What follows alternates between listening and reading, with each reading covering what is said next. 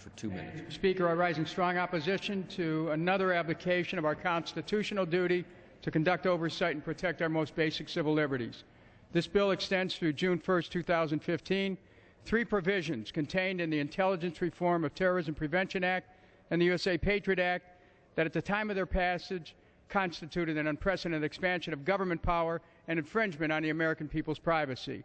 Earlier this month, the Department of Justice released its annual report on surveillance activities for 2010. The report reveals that the government quadrupled its use of Section 215 orders, named after one of the provisions were poised to extend until 2015 with no reform. Section 215, also known as the Business Records Provision, allows the FBI to order any person, any business, to turn over any tangible things as long as it specifies it's for an authorized investigation.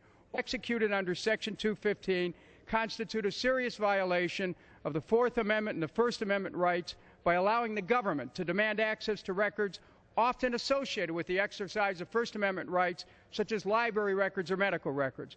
The other amendments to be extended include Section 601, the lone wolf surveillance provision. It's contained in the Intelligence Reform and Terrorism Prevention Act of 2004, authorizes the government to conduct investigations of non-U.S. individuals not connected to any foreign power or terrorist group. It effectively allows the government to circumvent the standards that are required to obtain electronic surveillance orders from criminal courts. Lastly, Section 206, known as the John Doe wiretap, allows the FBI to obtain an order from the Foreign Intelligence Surveillance Court to wiretap a target without having to specify the target or the device.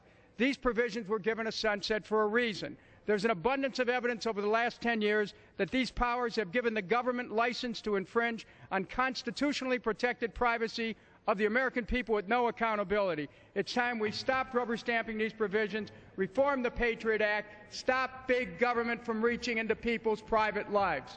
Yield back. Gentleman's time has expired.